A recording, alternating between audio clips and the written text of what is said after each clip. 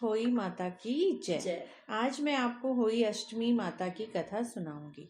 एक साहूकार था, उसके 7 बेटे बहुएं थी और एक बेटी थी। कार्तिक के महीने में दिवाली से पहले अष्टमी को अपने मकान की लिपाई पुताई करने के लिए सातों बहुएं अपनी इकलौती ननद के साथ जंगल में जाकर खदान में मिट्टी खोद रही थी। वहां पर शव की मांग थी।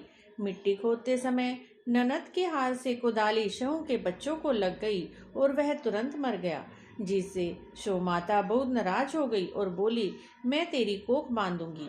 ननद अपनी सातों भाभियों से बोली, तुम में से कोई अपनी कोख बंधवा लो। तब 6 भाभियों ने अपनी कोख बंधवाने से इनकार कर दिया, परंतु छोटी भाभी सोचने लगी, यदि मैंने भी अपनी कोख नहीं बंधवाई तो सासू जी नाराज हो जाएंगी। यह सोचकर ननद के बदले में छोटी भाभी ने अपनी कोख बंधवा ली। इसके बाद छोटी बहू के जो बच्चे होते वह 7 दिन में ही मर जाते।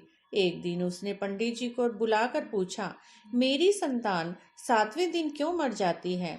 इसके लिए मैं क्या करूं? तब पंडित जी ने कहा, तुम सुरही गाय की सेवा करो।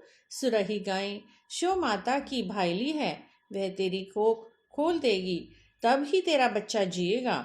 अब वह बहुत जल्दी उठकर चुपचाप सुरई गाय के नीचे साफ सफाई कर जाती।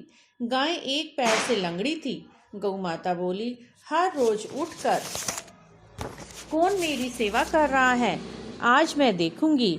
गौ माता खूब सवेरे उठी तो क्या देखती है, साहूकार के बेटे की बहू उसके नीचे साफ सफाई कर रही है।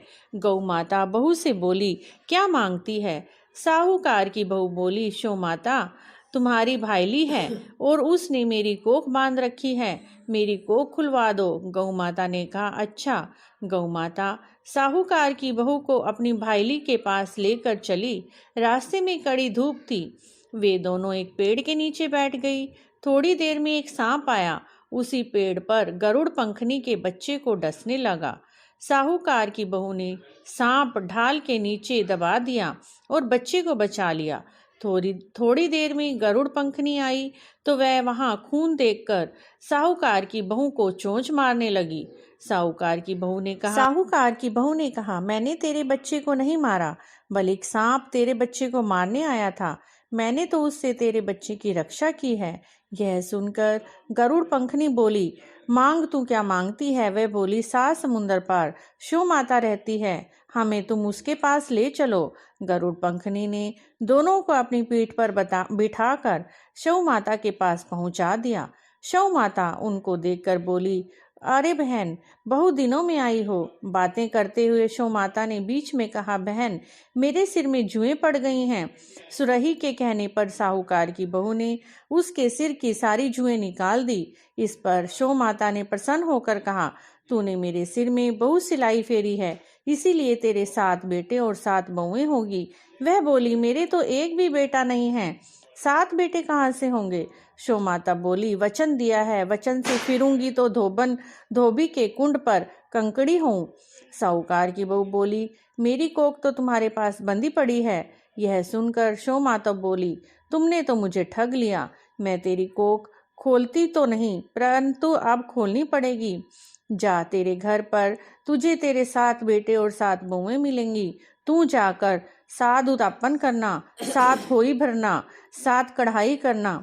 वह लौटकर घर आई तो वहां देखा कि 7 बेटे और 7 बहुएं बैठी हैं। उसने 7 होई बनाई, 7 उद्यापन किए, 7 कढ़ाई करी। शाम के समय जेठानियां आपस में कहने लगी, जल्दी जल्दी धोक पूजा कर लो, कहीं छोटी अपने बच्चों को याद कर कर रोने न लगे। थोड़ी देर में उन्होंने अपने बच्चों से कहा, आज चाची के घर जाकर देख के आओ, अभी तक रोई क्यों नहीं है? बच्चों ने आकर कहा, चाची तो होई बना रही है, खूब उदापन कर रही है। यह सुनते ही जेठानियां दौड़ी दौड़ी वहां आई। आकर देखती हैं, तूने कैसे कोख खुलवाई? तब छोटी देवरानी ने बोला, जीजी, तुमने तो कोख बंधवाने से मना कर दिया था, सो मैंने कोख बंधवा ली थी, परंतु शो माता ने दया करके मेरी कोख खोल दी है। हे शो माता, जैसे साहूकार के बेटी की कोख और बहू की कोख तूने खोली, वैसे ही हमारी सब परिवार की बहुओं की खोलना, हमारी खोलना। कहते सुनते हुंकारा भरते सबकी कोख खोलना। बोलिए होई माता की जय।